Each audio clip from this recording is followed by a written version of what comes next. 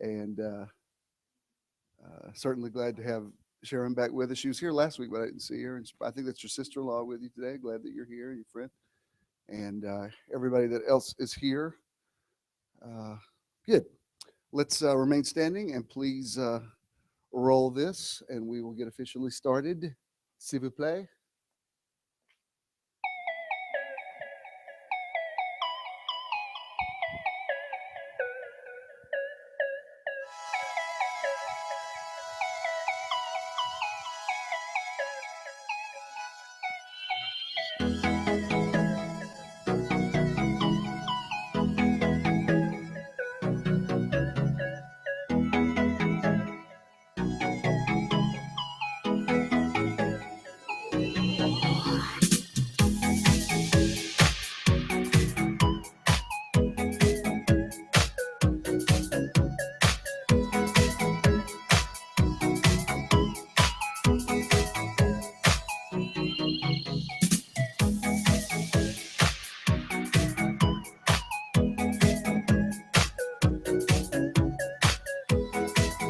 Good morning.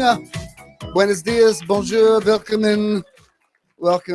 to Metron, the most exciting spiritual experience this side of the Mississippi. I don't know. I'm in the universe. Very excited about this month, and really glad to have our great friend Chelsea Shagg and Ken's been on fire with good ideas lately, and because I actually had Marshall's schedule for this month, but he kept having conflicts, and Ken said, "Why don't you call Chelsea?" And I said, "Well, it wasn't that long ago that we had her." He said, "I know, but she just had her new album's great, and I listen to it every day." Like I said, "Okay, you don't have to sell me on Chelsea Shagg. I'm a fan," and so it just happened to work out with her schedule. And I don't know. Did you find that? Did you find? Let me just show you just a little bit of the video. This is the cut off her new album, and then she'll actually come and perform it for you. But it's about time the world heard her. She's really good. So much day, so much time, so much freedom. We don't know what to do with.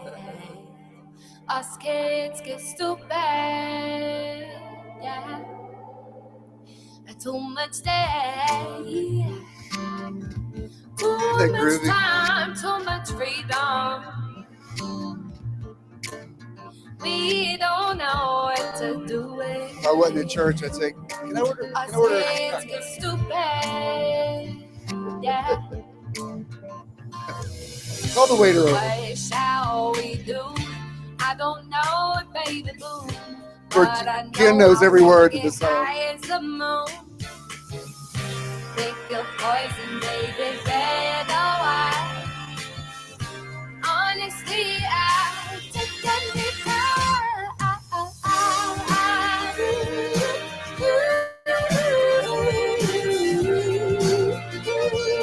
He plays all the time. When I was getting out of the shower today, I could hear it blasting.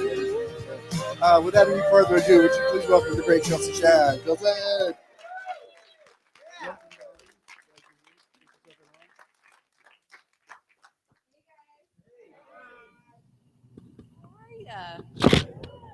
Glad to be here. Let me sit. Oh, thank you. I've been standing for hours. So I've got 3 songs prepared for you today. Thanks for having me back. By the way, it's really good to be here. This first song is a Pink Floyd song, and it's one of my favorites, but it's called Wish You Were Here. And it's for a dear friend that passed away just a few weeks ago, and it's a deep song. This is for him.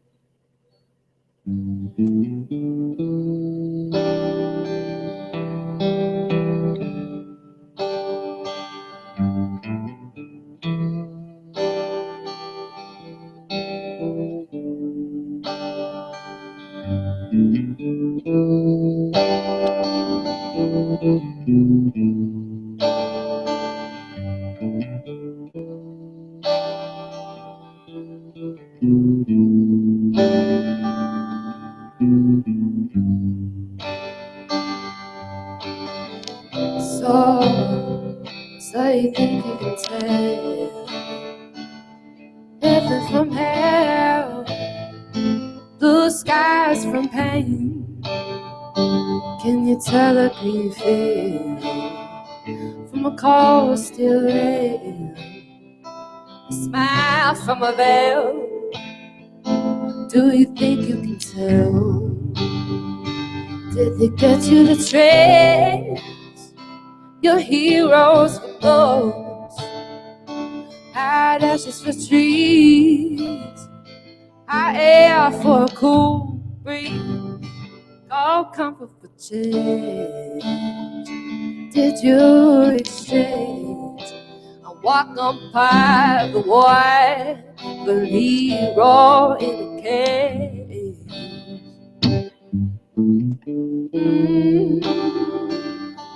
How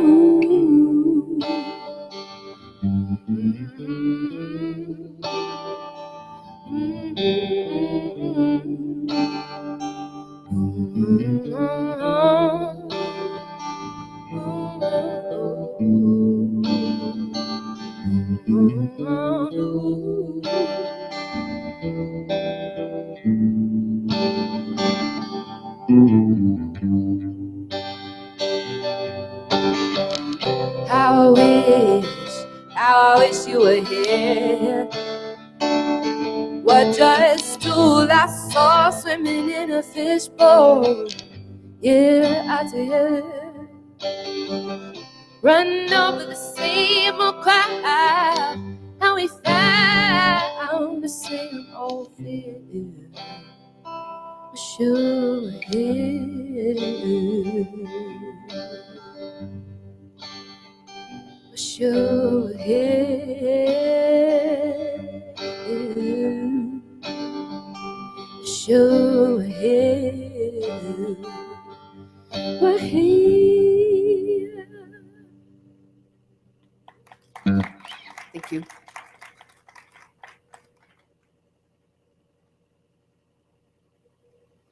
This next song is a classic tune. It's one of my favorites. It's Mr. John Lennon. It goes something like this.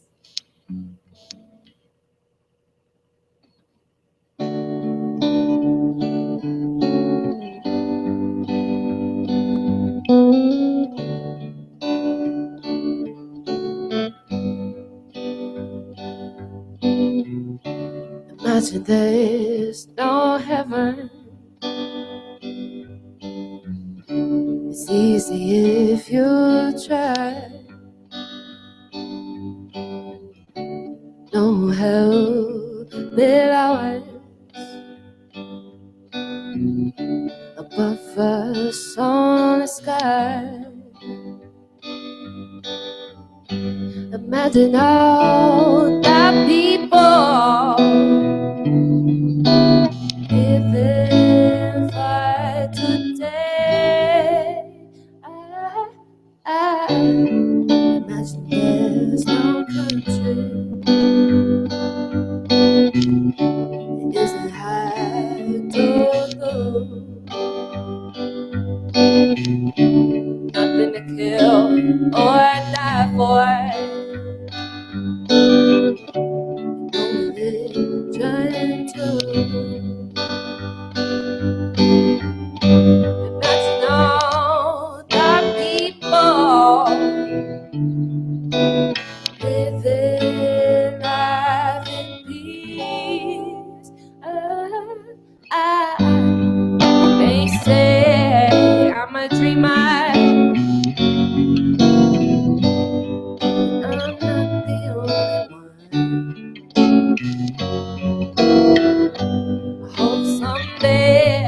You will join us in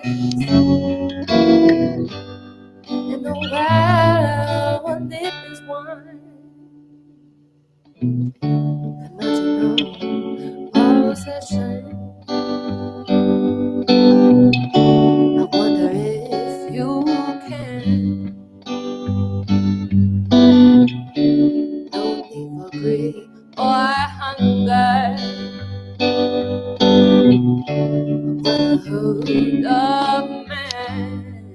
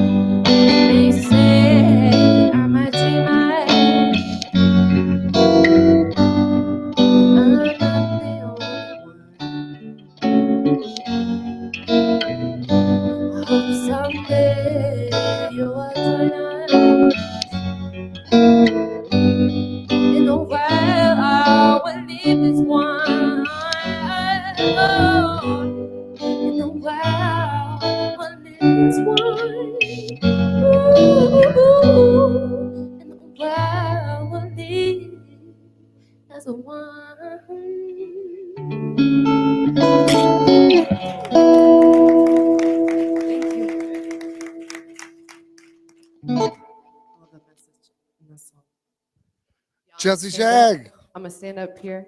Oh, you got another one? I got one more to play for I you. wanted you to do it, but I thought you said 2. No, I thought you said I have 2 songs. I was like 3.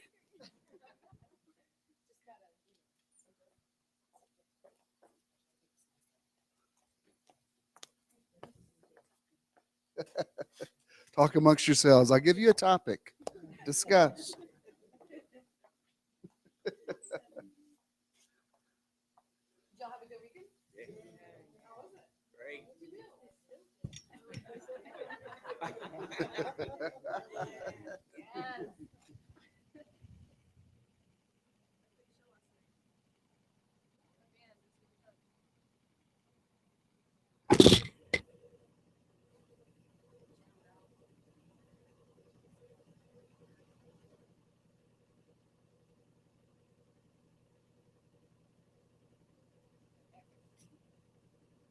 Ladies and gentlemen, Chelsea Shag.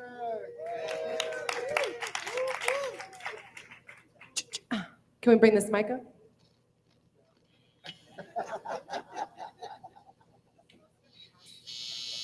I love it. Let's do this. This is my single, Us Kids. I'm gonna sing with the track. Here we go. So much life, so much freedom. We don't know what to do with. Us kids get stupid. Yeah. Can we bring the track? Too much day, too much time, too much freedom. We don't know what to do with. Us kids get stupid. Yeah. What shall we do? I don't know, baby boo, but I know I wanna get high as a moon. Get the positive red away. Honestly, I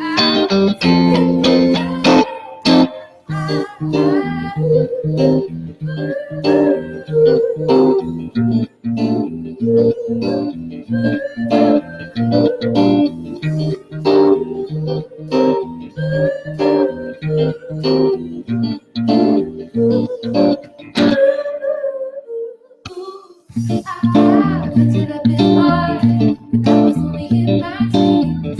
I see it at your place with love is spreading. Now I'm still rising, see the rising. No, it's not surprising. No, it's not surprising.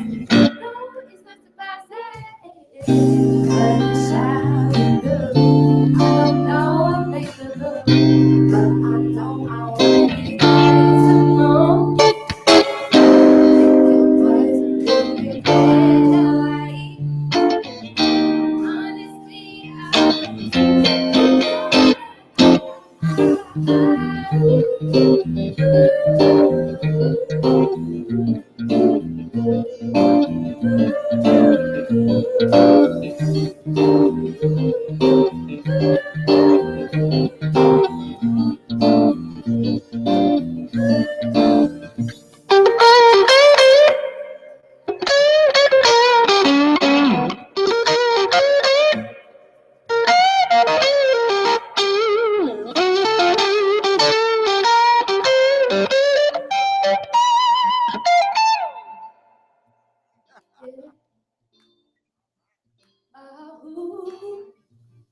Yeah.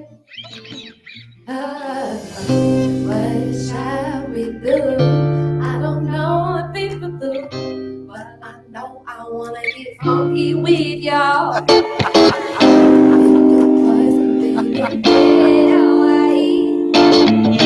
Honestly,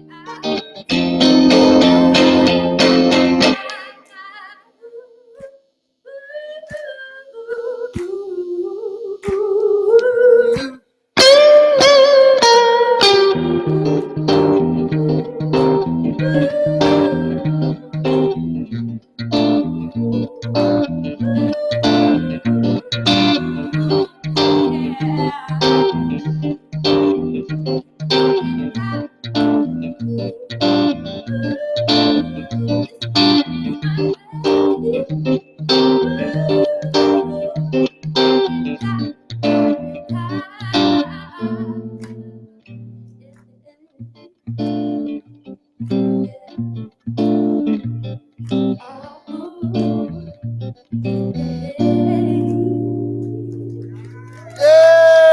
Thank y'all very much. Thank you for having me. I'll see you next Sunday. I'll stick around. Chelsea Shack! Chelsea Shack! I love it. I love it. Yeah, I definitely was not rushing you through. I thought you said 2 songs. I was like, I thought she was going to do the big one. That was good, good, good. I love it. Once again, before you're seated, Chelsea, fabulous. You may be seated. You know, it's interesting. I'm really glad she sang Imagine, because a lot of people misunderstand that song. You know, when it came out, people used to preach against it. It was like the atheist song or whatever. And that's not what he was saying. He was saying, stop fixating on things you can't see and live in the here and now, which basically is the message of the kingdom. You know, anyway, I remember some milestone birthday I had, it might have been my 50th, and Judah wanted to sing Imagine for my birthday at church. I said, Judah, it's too controversial. Don't. That's why, so we did Let It Be, but which was awesome. But everything's come full circle, and now we live in a world where enlightened, intelligent people understand Jesus would be totally cool with that song. It's kind of his message, actually. Like, stop, don't be abstract, be in the here and now. The word becomes flesh. So good stuff. And she will be with us all month. So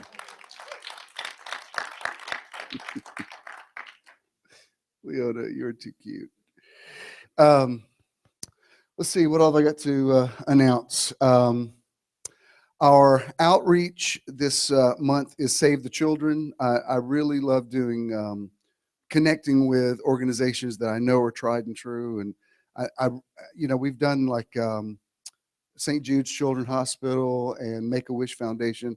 There's something about kids charities that just, I'm like, where do I sign up? And sometimes the ones that haven't been around for a while, you don't really know if they've been vetted or not. Is it legit? But with something like Save the Children, it's the real deal. So that's where it's not technically a tithe, but it's it's an amount we give every month, and it would come out to about, it's tithe-ish. It's somewhere there. And is that I just coined a new word? But so that's really good. And our event this month is going up to beautiful Gibbs Gardens. That's going to be a week from Saturday on the 19th. Is that what we said? And we're actually, this time, if any of you want to, what's the word? Caravan. We're going to, not carpool. No, you're not all right with me.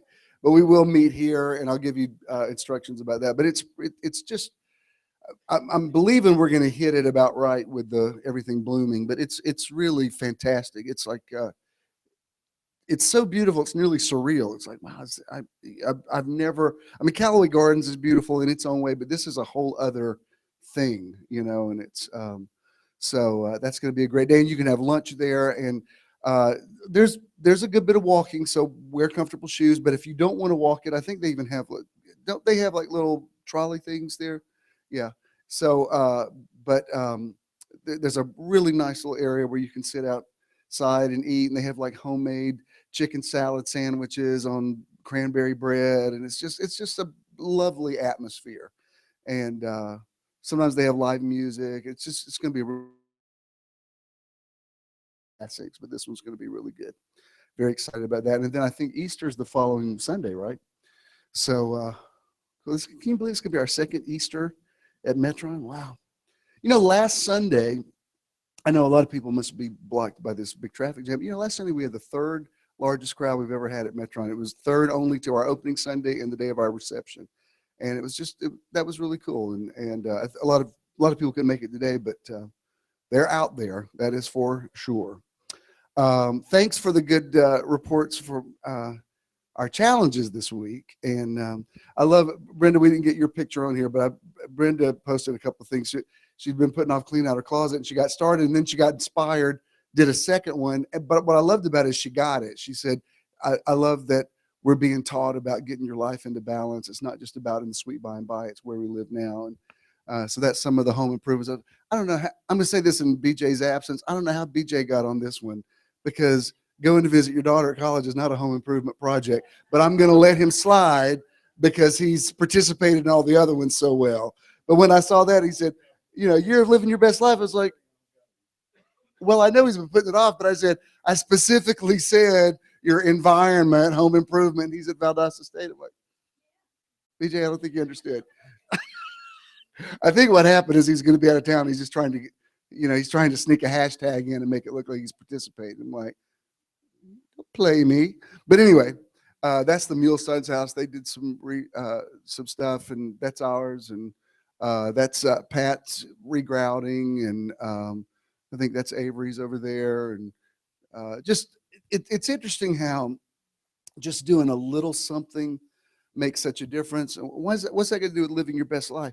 Because environment's very important. And I don't know a whole lot about that whole feng shui thing, but I think there is something about the energy of your environment and the way you place things and where the light comes into your house. It affects your health. It affects your well-being, your mood. That's why, like I used to go pray for, sometimes I go to somebody's house who've been really, really sick, and you go in and the blinds are drawn and there's just darkness in there. And I'd say, look, if I'm going to minister, can I minister the way that I need to? You need to get some fresh air in here. You need to get some sunshine.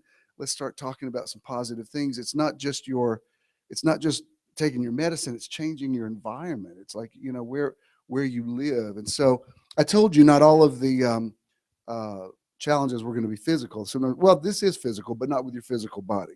And I love that you're getting, and I love that you're participating, and I love your pictures.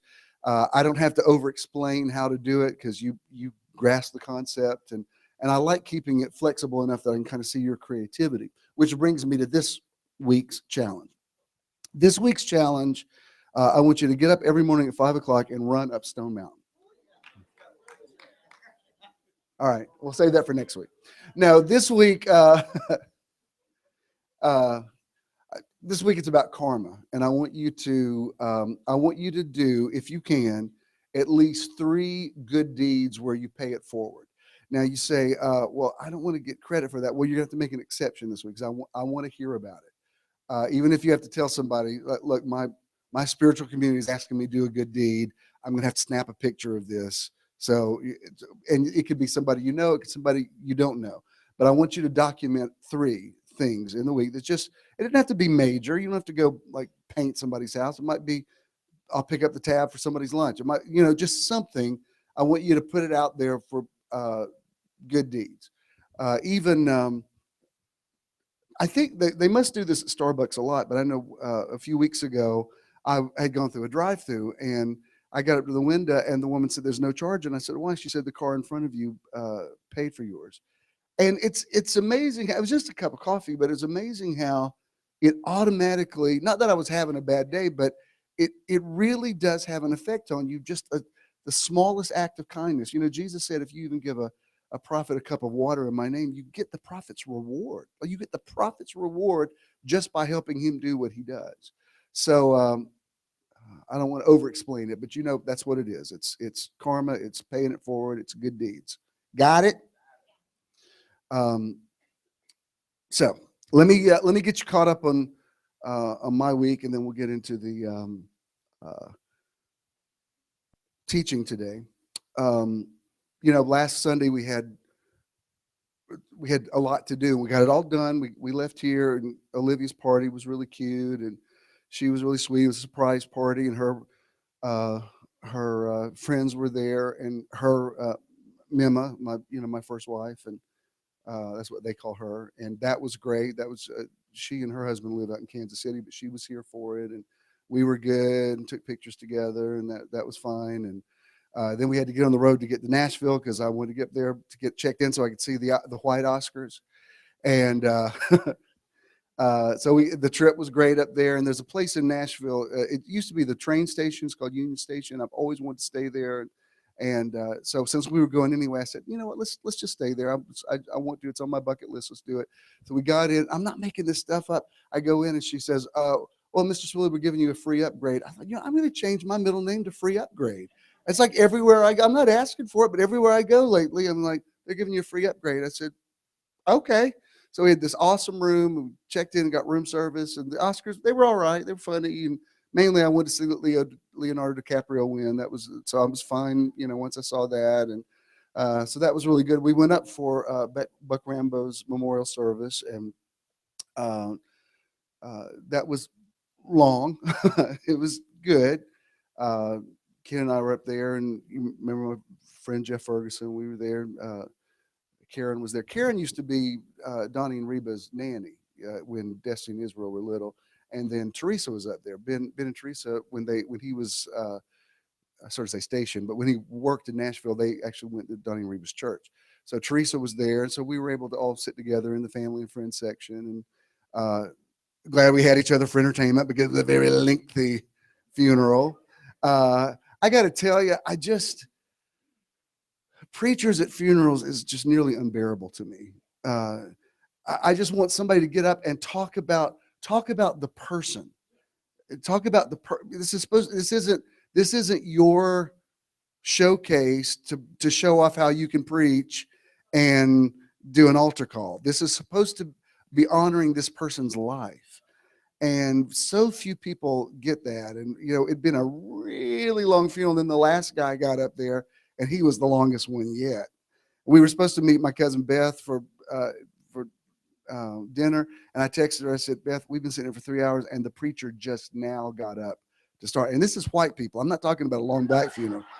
I'm talking, these are white. I'm telling you, usually black people know how to do a funeral up, but this is white people. And so, Coretta Scott King's funeral was 6 hours. You know what I'm saying? So anyway, but at least that one was entertaining. But the music was good. Oak Ridge Boys sang, and the Isaacs sang, who were just great, just beautiful family harmony, bluegrass music. That I could listen to them all day. That was great. And it's interesting. Can I just be real with y'all? And I put it out there, and anybody can see anything. But I've known the Rambos and Donnie Reba for a long time, but our relationship has gone through seasons. It just has. We've been through. We'll be listening to music, and I'll tell him some story. Well, that was in 1973, but this was in 1985, and we go long. So, bottom line is, I wasn't necessarily planning on spending that much time with Donnie Reba. I just wanted to go up and pay my respects, and I wasn't really that close to Buck, but I knew him.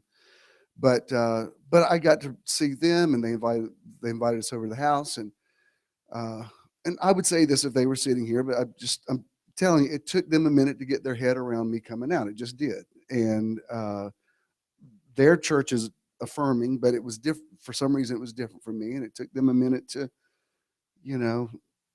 recognize my husband. But this was a completely different experience. They said, no, we really want you to come over. Donnie even texted me later and said, no, come over. And you and Ken come over. We love y'all. And it was just great. You know how you don't want to prove a point, but you're just glad when, are we past that awkwardness now? And you realize this is who I am and this is my life. And we walked in, Reba looks at Ken and goes, you got beautiful blue eyes. I'm like, back off, Reba, so it's going down up here in Nashville. And they live in Jimmy Buffett's old house. So, where he used to live. So let's go down in Buffett Manor. But anyway, but they've been writing music, and we got to sit up really late and listen to, stuff they were writing in the studio. And, that was great. And I knew it meant a lot to Karen. We'd sit there, and Karen texted me. She says, you have no idea how awesome this is for me to be in a room full of people that I love, and we're all together. And, so that turned out great. But before we went over there, Jeff wanted to have dinner, and some of you know Bill and Renee Morris. I hadn't seen Bill in a long time, and so reconnected with him, and he was great, and a few other people. So we go to this restaurant, we sit down, they said, I don't know a lot about country music, but the guys at the table said, that's Luke Bryan sitting at the table next to us. So we're all trying to, see him and get a picture or whatever. So we didn't harass him at the table, but when he had, I guess that was his wife, when he and the other people got up and walked by us, I said, "Look, Brian." And he turned and looked. I said, "We're friends of yours. Can we get a picture?" He said, "Yeah, sure." So our entire table gets over there, runs over, and we're like, the waitress has like 14 phones trying to take pictures, and they didn't turn out. They were all blurry, and you can't tell it was us. And I didn't want to just take an hour trying, because he was being really good about it. So while the insanity was going on, Ken was still standing there. I grabbed Ken's phone from the waitress. I said, "Stand right there." And I got this like picture. It looks like it's photoshopped. It's such a good picture. And I don't know how it turned out, because the other ones are all blurry and our heads look like Q-tips and whatever. But this one was just great. And his sons are big Luke Bryan's fans. So, he's got major country music street cred now with them. So that was great. It was just one of those trips where it was like zone, zone, zone, zone, zone, perfect, perfect, perfect trip. So that was great. We ended up, because we stayed so late, we ended up spending another night there and had time to, he was able to get off the next day and had plenty of time to get back. Wednesday, I don't know how many of you saw Preachers of Atlanta. That was an interesting one. And I already knew about it because it was taped 2 or 3 months ago, but reality TV is based on reality. It's not actually happening in real time. There's no way they could do it. They can't just like follow you around with a camera crew waiting for you to do something interesting. They have to set it up. But Judah was kind of sabotaged on that, because he got there and Canton was in on it. He didn't know it, but they made it look like Judah was unprepared. But the thing is, he couldn't hear. It was a setup, is what it was. And you can accuse Judah of a lot of things, but being serious about music isn't one of them. I mean, even when he was a kid, he was touring with a band, and we're like, "Go out and play, have a childhood." So, Canton was kind of lecturing him about not being serious about music, and I'm like, "You better get up off my son, Canton Jones." And so and then it kind of unfolded, because Canton, he's great. He's like a father to all these fatherless guys,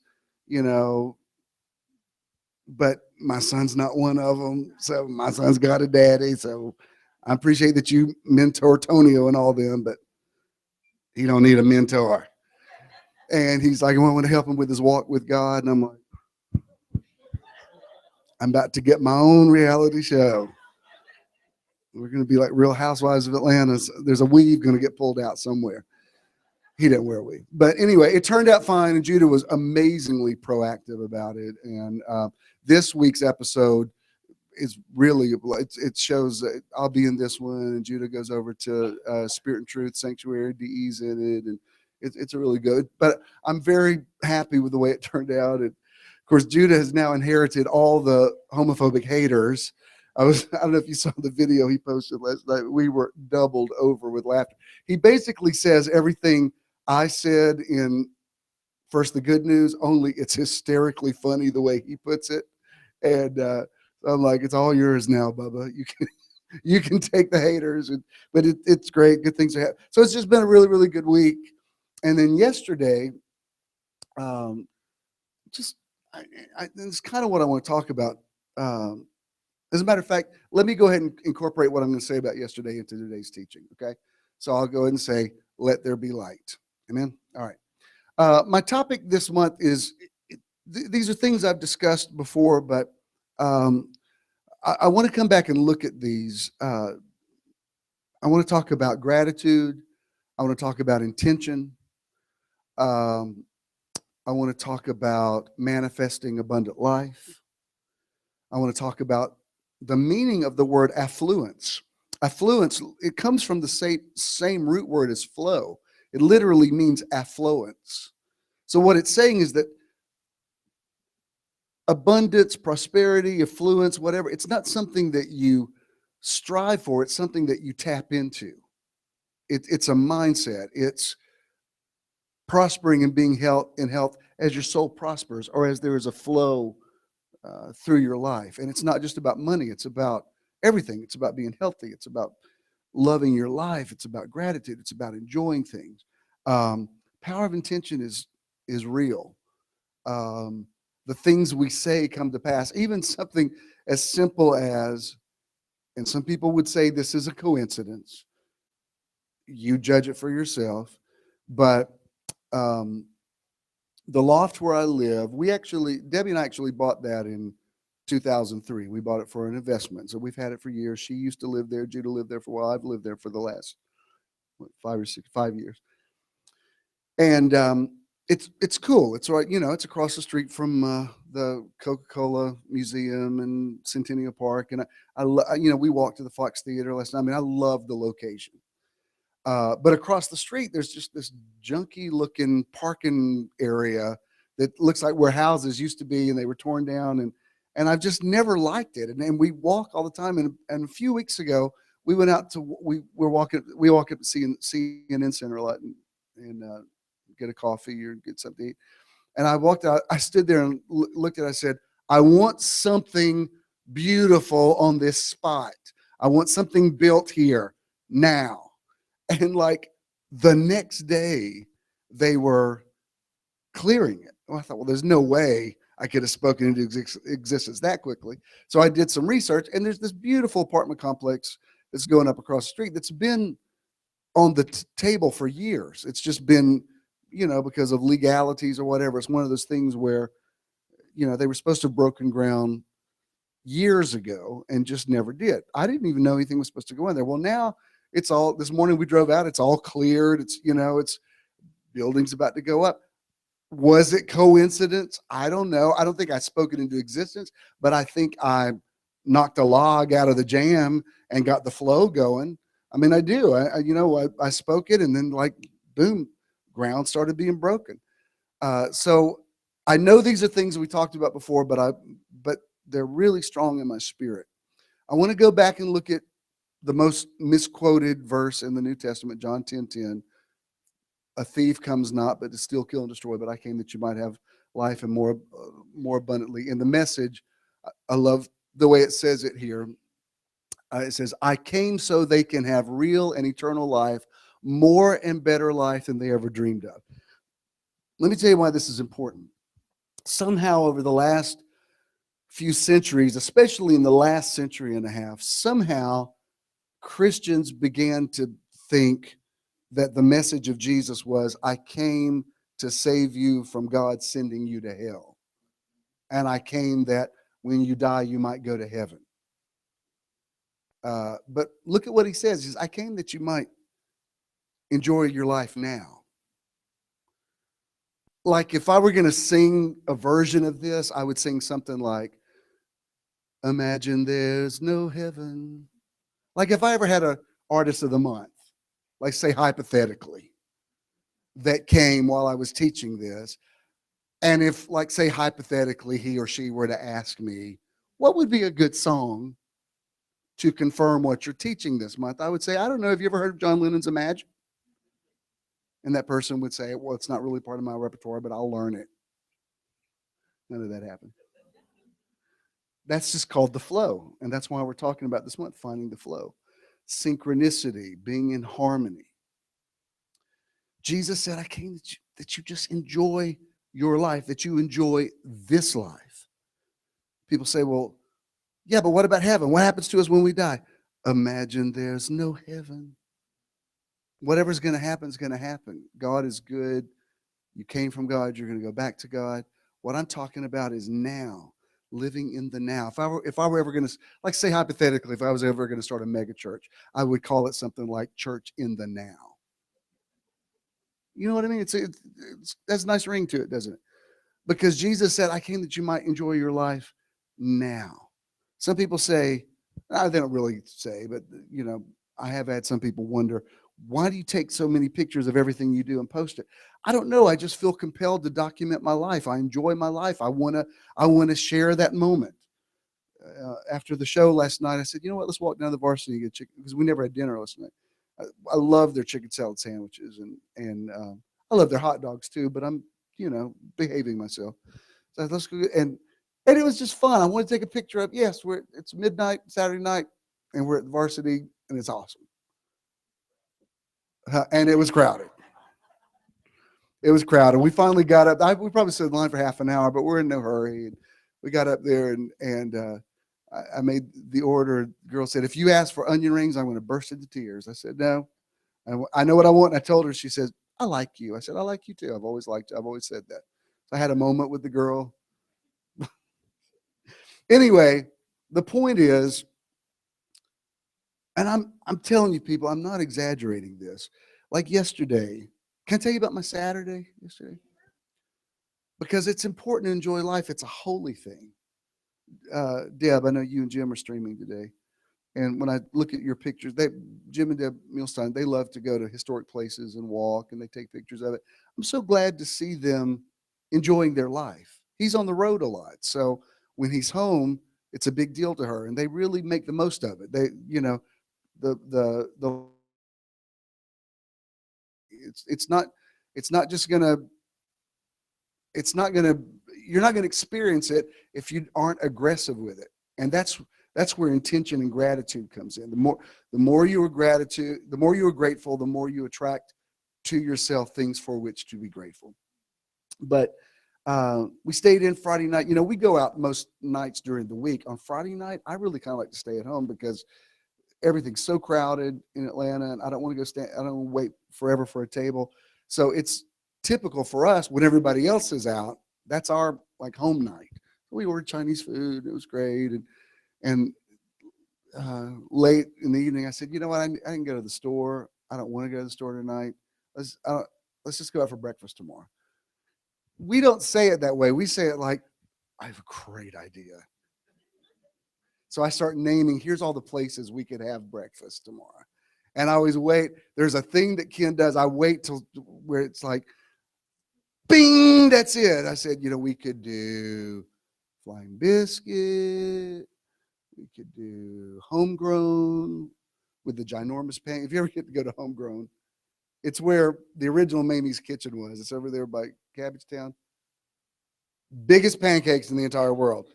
They're insane. It's like when they put those pancakes in front of you, you're like, are you serious? Am I being punked? Are you kidding? But anyway, we could go there. I'm listing all the places. I said, or we could go to Original Pancake House. And apparently that was it. It's like, oh my God, Original. Like we went to bed Friday night excited about getting up and going to Original Pancake House. Seriously.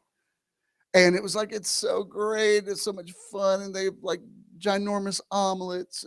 Pancakes go with everything, and there's real cream in the coffee, and it's just like, oh my God, this is so good. Actually, fat-free stuff doesn't as it turns out. Yeah. But I'm saying even within reason, whole milk and cream and stuff, unless you're lactose intolerant, they actually burn fat. Surprise! Like you think non-fat milk is going to help you, but think of the people that have been drinking non-fat for years and are fat. So, thank you. Find the flow. I do love almond milk too, but anyway, so we're sitting there, and when we got up yesterday morning, Ken, who's just been in the zone with great ideas, because we really hadn't done a project this week for home improvement, because we've done several things recently. There wasn't really anything to do, and I thought I could straighten up my closet, but I don't want to take pictures of my closet. People all up in my business looking in my closet. So I thought, well, I don't have to participate in all of them. And we got up. He said, you know what? Why don't we go get pendant lights and hang them over the bar? And as soon as he said, I said, oh my God, I never thought of that. What a great idea. That's one of those things it's easy to do. That's not real expensive, but it completely changes the way a room looks. It changes the lighting in it and everything. So I said, after Original Pancake House, we're going to Home Depot. So we go there, and they had one globe that I wanted, but they didn't have the other. And the guy's up on the ladder, he can't find it. I thought, no, we're supposed to be in the flow. We went to Original Pancake House, and there was real cream in the coffee, and there's supposed to be, because we got just a little bit of time to work, because Brian and Jordan, they moved to Raleigh, but they have season passes at the Fox. So sometimes if they don't make it down here to Atlanta for a show, they'll give us the tickets. So we had tickets to see Sound of Music last night. So we got to go to the theater. So we've got a little bit of time. So I said, no, we got to be in the zone. What's this got to do with enjoying life? I'm enjoying my Saturday. I got to show you by example how to enjoy it. When we walked out, of Original Pancakes yesterday, it was like, it's a beautiful day. And you know how when all of your senses are heightened and it's like the colors are technicolor and the sounds are, that's the way the day was yesterday. It's like I walked out, I just had this beautiful breakfast. I mean, we may have some more cold days. It could even snow again, who knows? But just for yesterday, I could smell spring in the air. There's that day when you're like, oh my God, do you smell that? I love that smell. And there was this, I don't know if it was a robin or whatever. There was this bird perched up on right on the marquee of the restaurant, singing as loud and beautiful. And it's like the bird was singing to me. I had not dropped any acid, but it was like I'm looking at the bird and he was getting in the car. I said, I swear it's like this bird is singing to me, and I can't do bird calls, so I can't imitate it. But the lyrics of the song was something like, spring is coming, spring is coming, spring is coming. And that's not what it sounded like, but that's what it sounded like in my ear.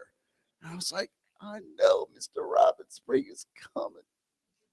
I had real cream in my coffee this morning. It was so good. And I'm going to get a globe to put over my bar in my kitchen of Saturday. And so they didn't have it. And the guy said, well, you might have to go to the other Home Depot. I said, let's do it. So we go to the other Home Depot. And we look everywhere. It's nowhere to be found. I thought, this isn't right. This isn't my reality. This isn't what I'm visualizing. I'm supposed to have the 2 red globes that I want pendants hanging over the bar that we got to get done before we go to the show tonight. That's the picture I have in my head. We probably looked for 20 minutes walking around that big old Home Depot in Buckhead. I mean, just could not find it. They had Superstore. And it's somehow, I don't know if the universe tucked them in there or whatever. Somehow, suddenly they were there. I'm telling you, we had been looking and looking and looking. He said, wait a minute, what about over here? So we go and I'm like, oh my God, this is it. This is the thing I'm looking for. So we pull out the globes and he says, you know what? These 2 aren't exactly the same. I said, it's close enough. He said, no, when these are lit up, you're going to see the difference. So the lady comes over. He says, do you have any more of these? She said, oh, wait, let me look. There was this box on the shelf that had the perfect one. I was like, cream in my coffee. The bird sang to me. And now I got 2 red matching globes that are going to go up over my bar in my loft. I came that you might have life and that you might enjoy it. So we go in there, and of course he knows how to do it, and he puts them up. And I just love when it wasn't like a major renovation. You know, you can knock out a whole wall and can't tell that much difference. And then you go change a couple of things, put some different blinds on. It's like, oh my God, this looks like a whole new house. And that's kind of the way it was. I'm telling you, it looks good in the pictures, but in real life, it just looks so good. I couldn't stop looking at it. I mean, I got up out of bed last night and went in there and looked at it again. Like, I love the way my kitchen looks. And I liked my kitchen before, but like, I love the way my kitchen looks. Turn it off. But I have to look one more time. Oh my God, I love the way my kitchen looks. And then we walked to the show, and the show was great. And it was just great seats, and ran into somebody I still know a long time ago. It was great. Who said, I've been wanting to talk to you because I just found out my parents were divorced years ago, and it's found out my dad's gay, and now it makes me understand. I've been wanting to talk to you. And I said, wow, that's a trip. And it was just like this beautiful synchronistic day. And the whole day I'm thinking, I really have abundant life. I just enjoy it. I'm not kidding. Like when I post something today and some of y'all will say we're on the way, I'm like, yay, I mean it. I'm like, oh, I'm so excited about seeing you. I can't wait to see you. I can't wait to talk to you and tell you something or whatever. And I meant what I posted today. I've always loved this theater. I've always loved this theater. It's my favorite part of town. And I think, wow, look at my life now. I get to get up and drive over to just a place that I love with people that I love, to do something that I love. I'm not stressed out over it. And I just love it. I just enjoy every part of it, and God speaks to me, and it's I'm grateful for it, and my gratitude makes me send out the intention that more and better things are coming. And I hear from people all the time who say, wow, you really have shown me how to enjoy my life. There's a proverb. I'm going to show you a quote in a minute where it sort of alludes to it, but I love this proverb. That's, I think it's Proverbs 15:15, that says, he who has a merry heart has a continual feast. So what that's saying is that the happiness comes from the inside out. Because you can be invited to the feast and be miserable. Do you know what I mean? If somebody said to me, wouldn't you like a church of 10,000 people? I would say, what I want is to be happy.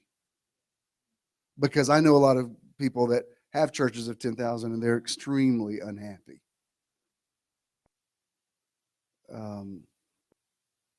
I know ministers that are depressed. I know ministers that have committed suicide. That's you could look at their success and that guy's really successful. I don't know. That's not my definition of success. To me, success is doing what you want to do, living your life the way you want to live it. Well, don't you want to find the will of God? Let me tell you something. The will of God's not that difficult to find. The will of God is I came that you might have life and enjoy your life and enjoy what you got and enjoy every moment that you have. Let me show you. This is I've used this before, but I could use this every week. This is from Thoreau, and it's usually misquoted a little bit. Let me show you what the passage actually said from his great work, Walden. He says, I learned this, at least by my experiment, that if one advances confidently in the direction of his dreams and endeavors to live the life which he has imagined, he will meet with a success unexpected in common hours. In proportion as he simplifies his life, the laws of the universe will appear less complex, and solitude will not be solitude, nor poverty poverty, nor weakness weakness. Usually it's quoted with, go confidently in the direction of your dreams, live the life you have imagined. But there actually was a little bit more than what he said there. I love that. That's intention.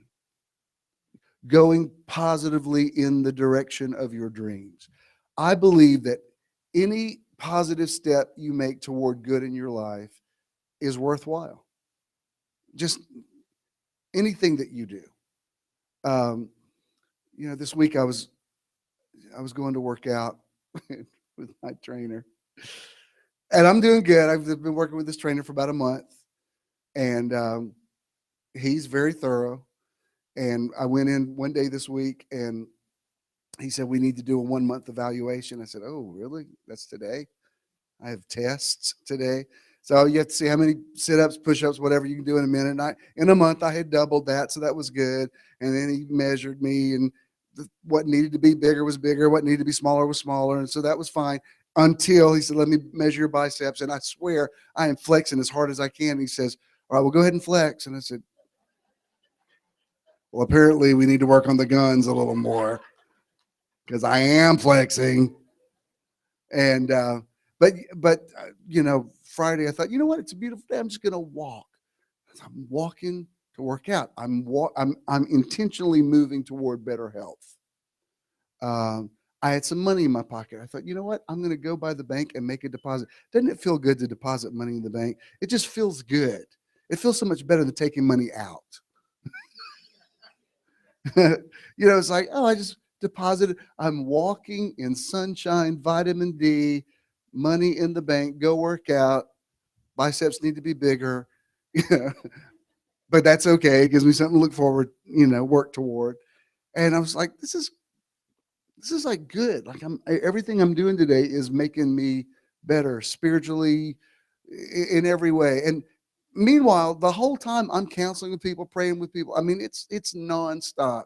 People not really monopolizing my time, but just people who write me from all over the world and say, you don't know me, but I really need you to be in agreement with me about this or whatever. Could you give me a word? So it's a nonstop flow of ministry, not in work hours. It's not from 9 to 5. It's like all the time. It goes on all the time. And I'm not complaining about it. Actually, I like the way ministry is now.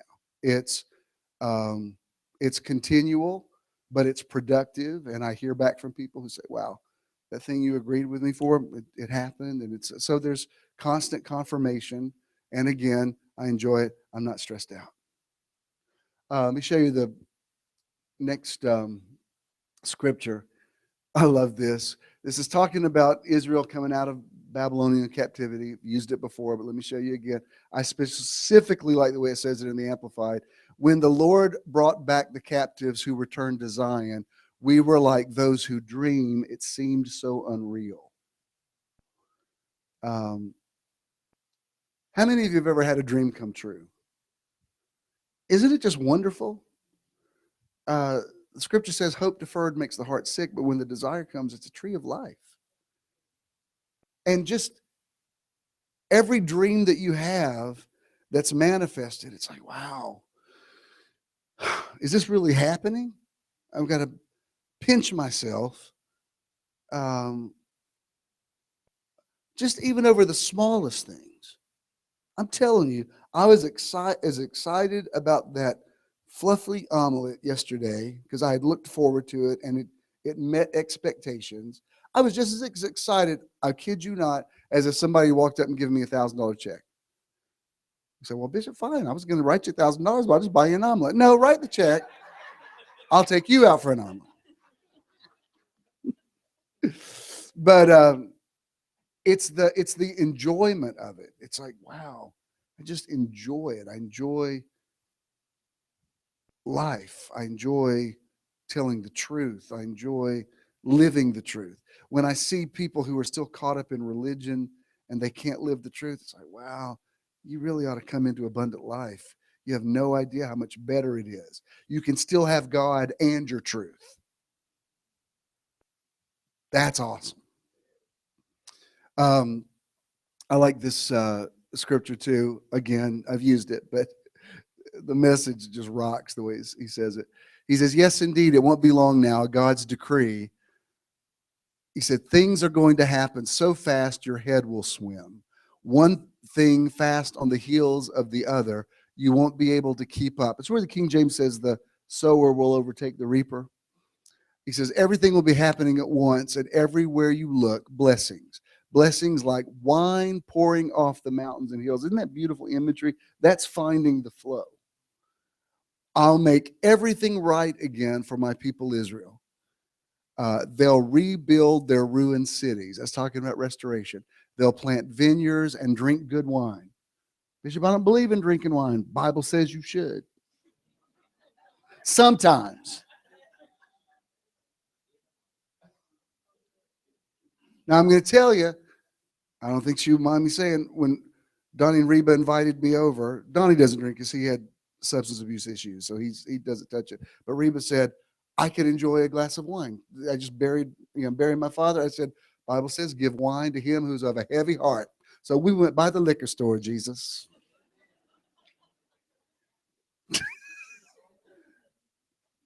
There was a lot of people there. I bought several bottles. Glad to do it. Bible also says wine is a mocker, which is true. Depends on if you've ever had a DUI, you're like, yep, wine's a mocker. That's why you have to understand the Bible doesn't have this monolithic message. There are some times where fruit of the Spirit is temperance. Holy Spirit says, you've had enough, put it down. Holy Spirit says, you don't need to drive home. You heard me? Well, I don't think you should drink it all. It's not what the Bible says. Paul told Timothy, he said, you got stomach issues, you need to drink some wine for your stomach. And here he says, they'll plant gardens and eat, they'll drink wine. In the Pentecostal church, they used to teach that Jesus didn't turn water into wine, he turned it into grape juice. I'm like, well, let me tell you something. Those people at that wedding were really excited about some Welch's grape juice. They said, Somebody saved the best wine for last. They didn't call it grape juice. Can I get an amen up in this theater? They'll plant vineyards and drink good wine. They'll work their gardens and eat fresh vegetables. See, they'll observe the challenges for Metron. And I'll plant them on their own land. They'll never again be uprooted from the land I've given them. God, your God, says so. Now, that's something that Zionists take very literally about the literal nation of Israel. To me, it's a much broader promise. It's a spiritual thing that God will make your life make sense. He will bring you full circle. He will validate every prophetic word. He will make your life tell a story, line upon line, precept upon precept. He will guide you with his eye. You will walk in the Spirit. You will go with the flow. Do you know what I'm talking about? Walking in the Spirit is just being sensitive to the voice of God, not to the voice of religion. Last week, Dr. Martin was here, and he said, wow, the man's a sage. So if he's impressed with anything I say, I'm very happy about it. And he said, I'd never thought of that about how Paul was influenced by two different sources. That when he listened to Gamaliel, he heard Moses, and he spoke legalism. But when he listened to that voice, that bright light out of heaven, he spoke liberty. And I thought, think about it. The same man who said, I tell women to keep silent in the church, wives should submit to husbands, do not let a woman usurp authority over a man. Where's he getting that? He's getting that from Gamaliel. The same man says, in Christ there's neither male nor female. Where's he getting that? From the bright light out of heaven. And that's why we have to rightly divide the word. That's some good stuff. I like this quote. Gratitude unlocks the fullness of life. It turns what we have into enough and more. It turns denial into acceptance, chaos to order, confusion to clarity. It can turn a meal into a feast, a house into a home, a stranger into a friend. Gratitude makes sense of our past, brings peace for today, and creates a vision for tomorrow. Thank you. You're welcome. Drive safely. Because that's basically my message in microcosm. Let me tell you about this whole no regrets piece. No regrets doesn't mean that, yeah, maybe if you had some things to do differently, you would have done them differently. Yeah, that's just learning from your mistakes. No regrets doesn't mean you don't have some scars. No regrets doesn't mean that you don't have some pain in your heart. No regrets doesn't mean that you're tiptoeing through life going, la, la, la, nothing negative has ever happened to me. That's nonsense. That's not what I teach. What I teach is that you have to look at your whole life, get your arms around it, say it is what it is. I embrace all of it. I accept the mistakes that I made. I applaud myself for the triumphs that I had. All of it has worked together for my good. And I'm glad I'm glad I am where I am now.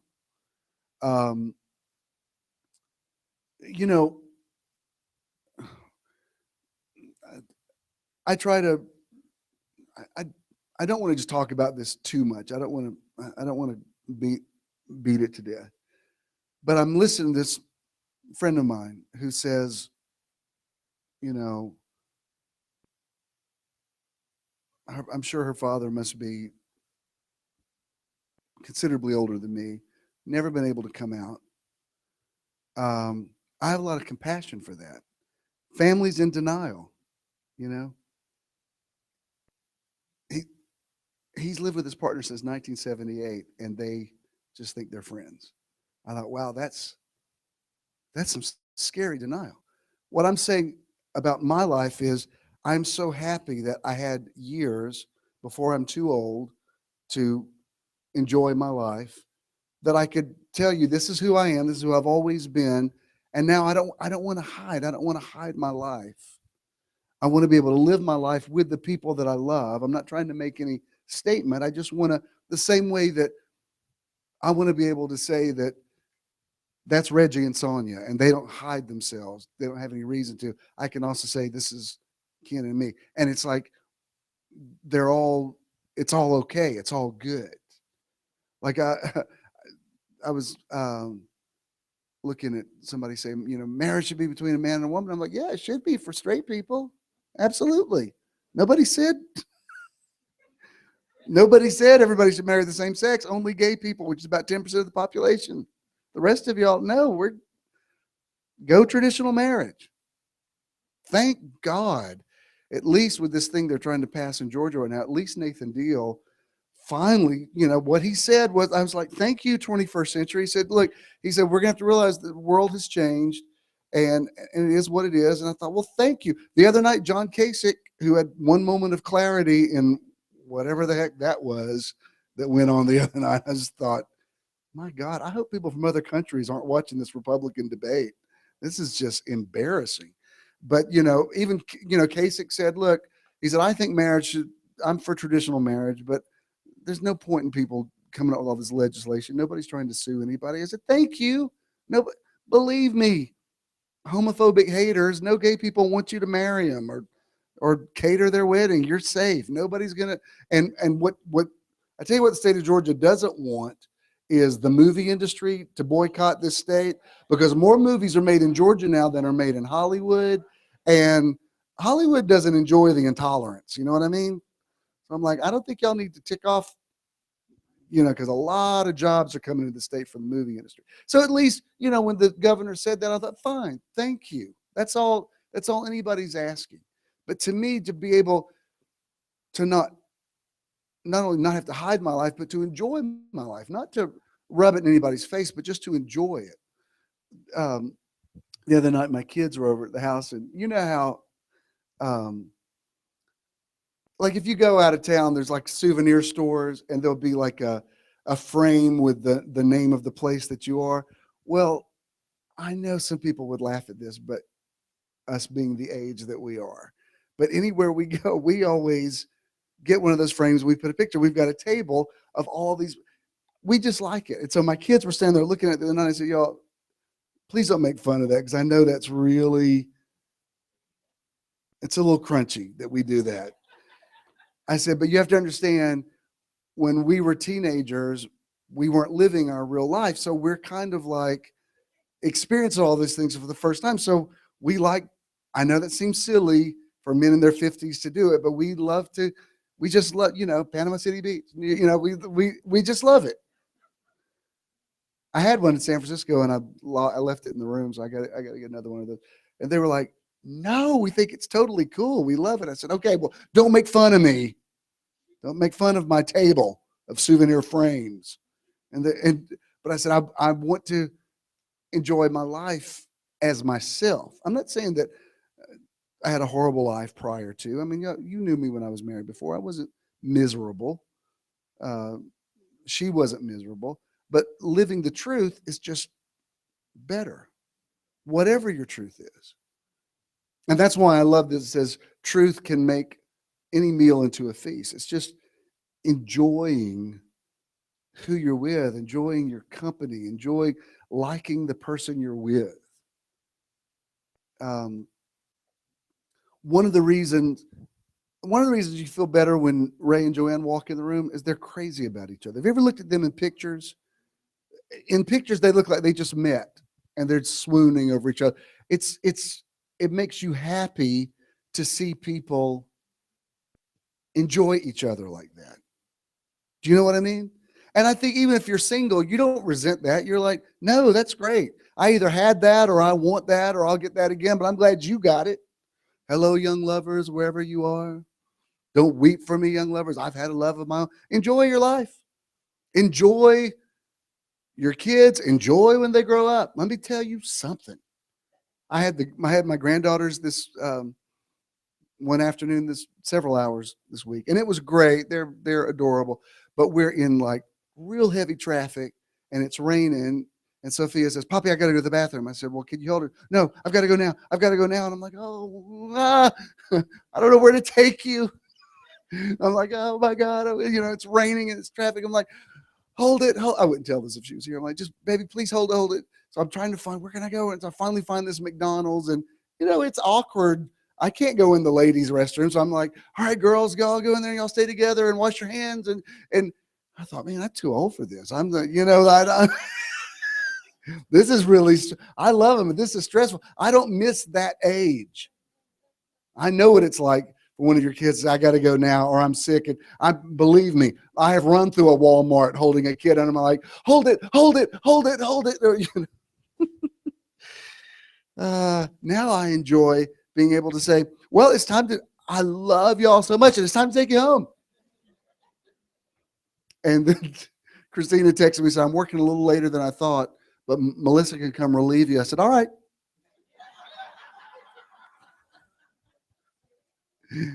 And it was, I'm nothing against the girls. I'm just saying, I already did that, and I enjoyed that, and I love the grandparent stage. Just I don't. When people say, "Oh, I just miss when my kids were small," I'm like, not if you were really hands on. If you were really hands on, you got it out of your system. I think the people that miss it were the ones that were kind of absentee parents. Those of us who were actually there, walking them in the middle of the night, we're like, "No, we paid our dues. It's good. It's good. Bye-bye now." You also understand why, yeah, young people need to have children. They did some surgery recently. Some woman was able to give birth like at 65. I was like,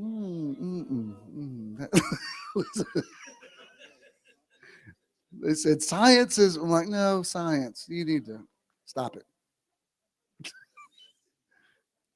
65 is, let's go to the beach and put our feet up. That's 65.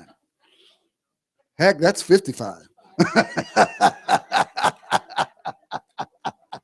That's 45, Jesus. Can I hear a 30? I'm doing an auction. All right, let me show you this. I like this quote. It is literally true, as the thankless say, that they have nothing to be thankful for. He who sits by the fire, thankless for the fire, is just as if he had no fire. Nothing is possessed save an appreciation, of which thankfulness is the indisposable ingredient, but a thankful heart hath a continual feast. And that's where he's referring to that proverb.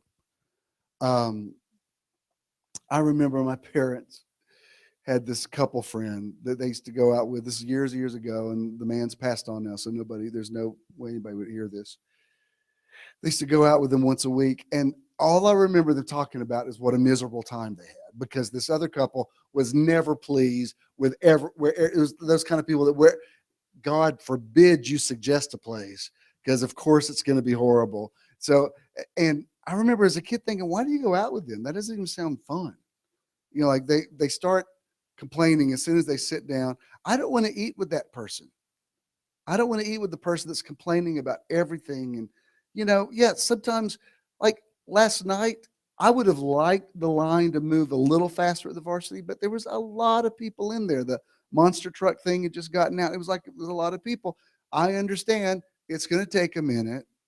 Stand here and just enjoy yourself and talk to people, but there's no point. All that's going to happen about you getting your boxers in a bunch is it's just going to make you miserable. I remember my kids were small.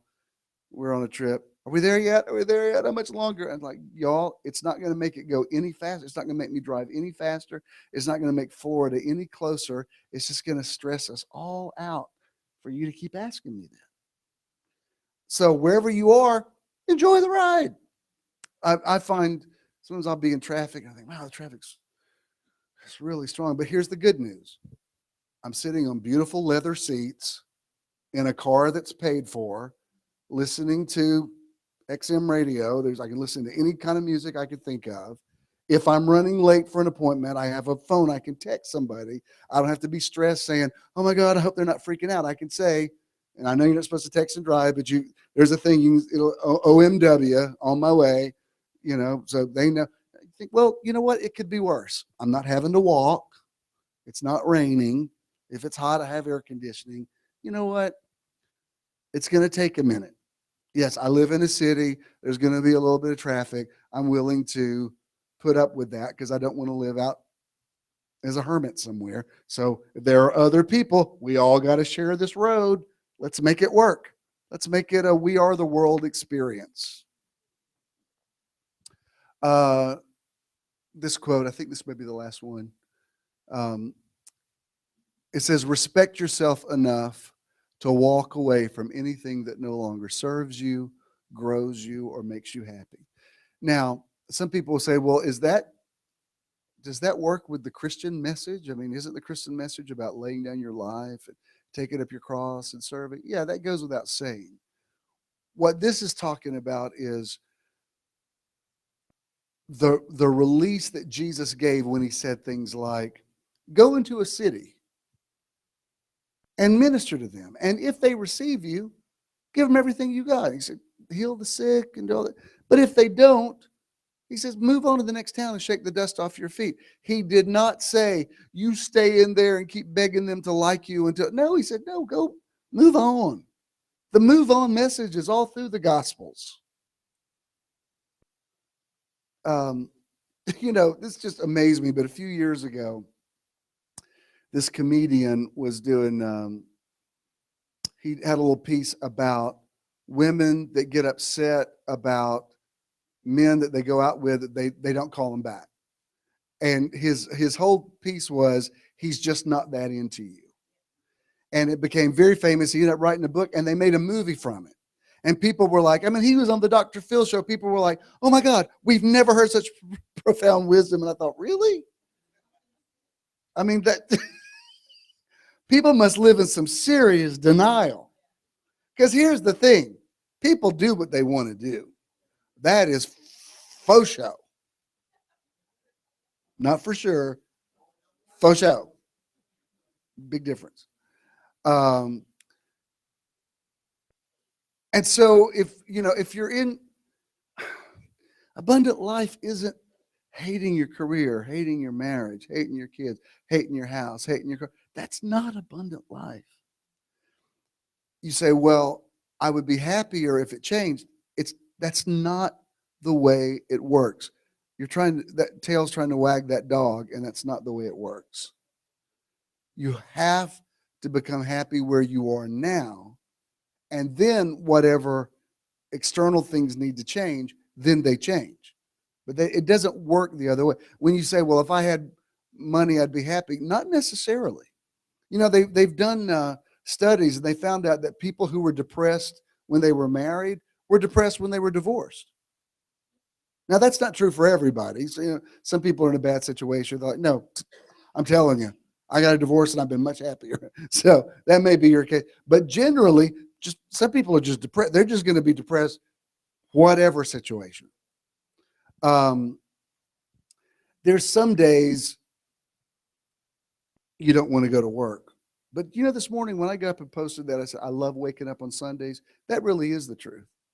On Sundays when I wake up, I'm like, oh, because it takes you a minute. I don't know if you're this way, but because I don't have the same routine every day, when I first wake up, I have to think a minute, like, wait a minute, what day is it? Is today?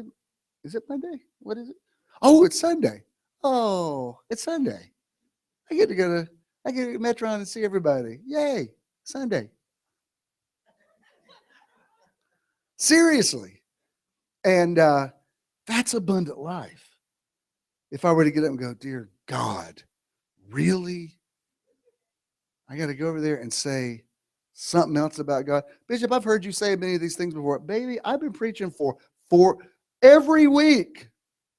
Well, not every week for 44 years. I've been preaching for 44 years, and for sure every week since 1980. How many years is that? That's a lot. I mean, several times a week. So yeah, I'm going to repeat some stuff. But the truth remains. The scripture says we must give the more earnest heed to the things we have heard, lest we let them slip. And sometimes you hear something again and you're like, wow, that really made me rethink it. As many times as I've seen the movie Sound of Music, I mean, I have seen that movie. I know and can sing the songs. I can quote the entire script. I've even been to this several times of the sing-alongs at the Fox Theater where people come in. I mean, I'm serious. This thing we saw last night really made me kind of rethink it. You know, the scene where the Von Trapp family is about to escape Germany. You know, in the movie, you know, they're just up there with a guitar and singing.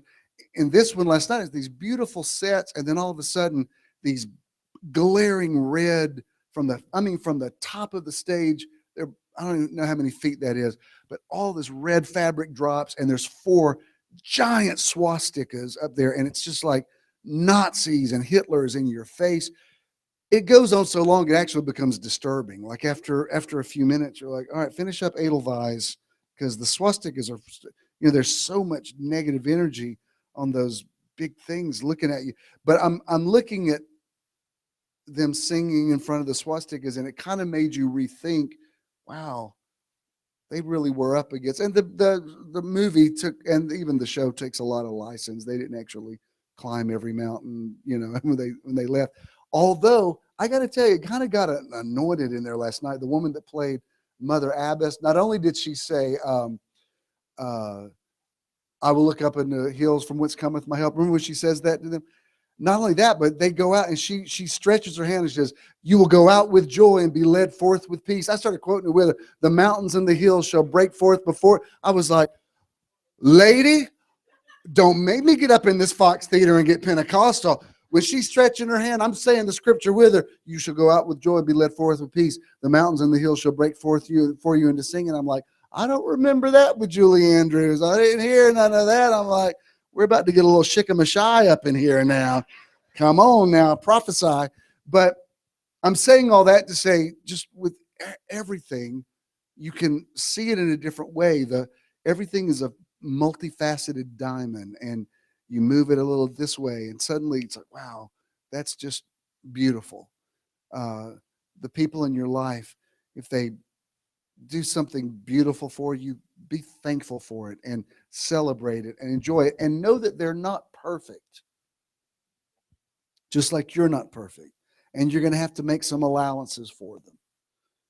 You know, I could see my dad's had several scares with his health lately, and because of it, I can tell he's not frantic so much, but he wants to make sure everything's in order, that should something happen, he knows that I know where everything, and that if something happened to him, this is what you're going to do with your mother or whatever. And we've had some very dramatic moments in the last few weeks, to where finally, I mean, he's taking care of so much that he's so thorough that we ordered a pizza the other night, and he's still on it. And I said, Dad, I really don't believe you're going to die until we finish this pizza.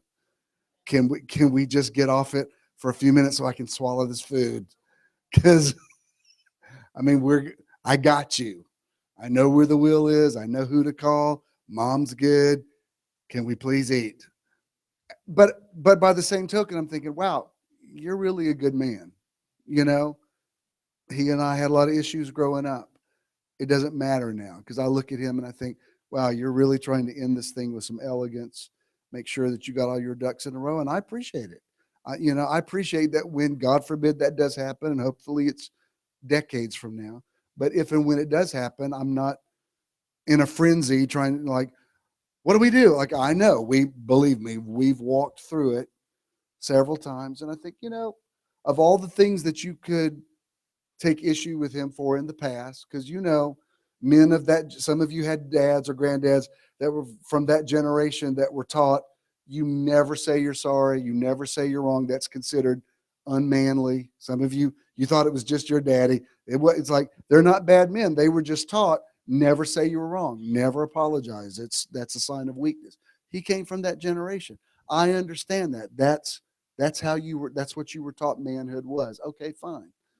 I also know that in your lifetime, you're trying to make everything right and make sure everybody's taken care of. So, you're really a good man. And everything, when that does happen, everything that I would say about you at your funeral, I've always said to you, to your face. So, that you left here with some class and whatever, and it's not going to be today. Let's enjoy some pizza. But all of that's enjoying life, and I try even now. Some of you lost parents and loved ones. Sharon unexpectedly lost her daughter, and I can't even imagine. And we've been praying for her. But I try to, whatever age somebody is, I don't want to ever leave a, the situation bad, because you never know. Even somebody's in perfect health, you never know if it's the last time you've seen them. It goes quick. I remember I was telling Philip Bray about this the other day. Years ago, we did a thing for Safe House. Church of the Now was out there. We were feeding the homeless, and it was a fun day or whatever. And then Debbie and I had the kids, and we were going to get in our car that was parked on Ellis Street. Great day. We're like, okay, we're walking to the car. It was like, bye, Bishop. Bye, Bishop. Bye, y'all. Love y'all. I'm standing there looking both ways on the street, and one other person said, Bishop, bye. And I turned, I said, bye. And as in that second that I turned, I don't know where it came from, a bus came by so fast, I didn't see it coming. I mean, it was like that far from my nose, and it was weird because nobody saw it. It's like it happened so quick. Everybody was still talking. It was like, oh my God, I was just nearly taken out by a bus right here in front of my congregation, and everybody's still laughing and talking. I'm like, I'm gonna. And I always look both ways. It was somebody's fault because they did one more goodbye, be like, bye. Holy cow. Many of you are in seasons of healing because you've lost someone. I think even the first song that Chelsea sang was for some of you. The other day, Sammy loved his mother, loves her still. I said, one thing's for sure, you don't have to have any regrets. I mean, you walked her up to the gate. I mean, as far as you could possibly go. Those last few weeks, I mean, they knew when she was in hospice that he was there every night, and that's why you didn't see him a lot. I thought, well, at least you know you did everything in your power.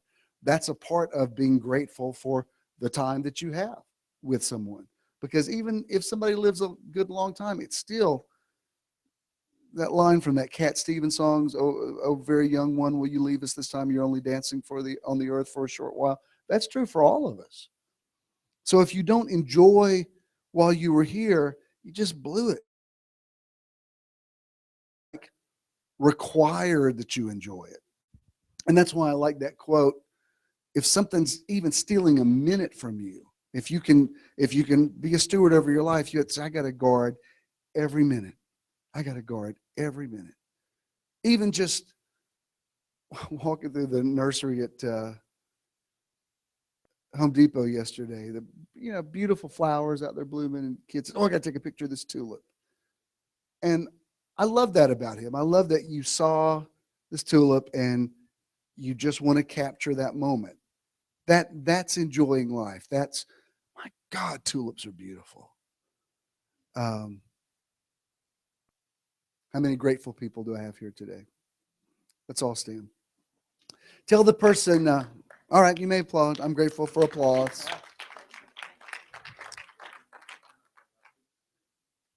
Tell somebody just one thing that you're grateful for. Just one thing that you're grateful. I'm grateful that these shoes are comfortable. I'm grateful.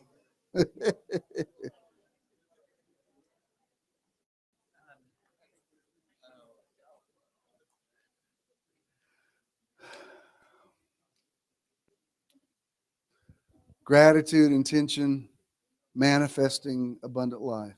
Abundant life's not inside, it's on the outside. That's why last week, when you talk about a anniversary of a heart attack, yeah, you should. You should remember it every day, because it's like, oh wow, I got another year. I want to enjoy this time. Of course you should remember it. Of course you should celebrate it. I look for any reason to celebrate. People say, is that your ministry anniversary? Is it like, oh, I've got like 17 anniversaries that to be observed. No, that's the we keep all of our anniversary. Like, we're coming up on our 4-year anniversary of being together. We celebrate it just like that's. I thought you got married. Yeah, that's the wedding anniversary. That's a whole nother thing. This is the anniversary of our first date. No, you're supposed to celebrate all of it, not just when you got married. Like, this is the first time we rode on a MARTA train together. Remember? That's one cool thing. For some reason, I can't get this on Facebook, but where it says where you were a year ago today or 2 years ago, it's kind of cool because you think, oh, wow, I forgot that was 2 years ago. Wow. Enjoy it. I tried to click on there and it goes, this is only reserved for some people. What's up, Facebook? Anyway, I have made my point. Let's run this, and then we're going to go enjoy the rest of this beautiful day. Beautiful day, beautiful day. Contributing to Metron is quick and easy. Simply text the amount you would like to give to 404-620-5044. And now you can give anytime by texting this number. You will then receive a one-time registration form that links your phone number and opens your account at SimpleGive. Complete the form, and you will then receive a successful registration and donation page. For additional information on your account, visit visionanow.com and click the Support tab. Then, My Online Donation. When you contribute to Metron, you're also supporting the charity or organization of the month. Thank you for your investment in Metron. If you're making a check, just make it JESM, and Danny will be back there. If you've got cash, pay it forward. Could even let that be your first good deed of the week. Remember, your challenge is about karma, paying it forward. All right. You know what? I really, really love you, and you're beautiful. And thanks for being here today. And be grateful for your week, and be well and be healthy. Remember, Beth. Beth's got, apparently she's got shingles. Oh, yikes. So let's, Beth, if you're streaming, we're sending the word to you today, and believe for a quick recovery.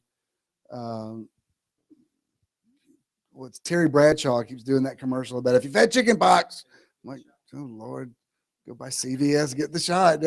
Now, because I did have the pox. Anywho, Beth, we're just speaking of your health springs forth speedily. All right. Big group hug. Love you. See you next week.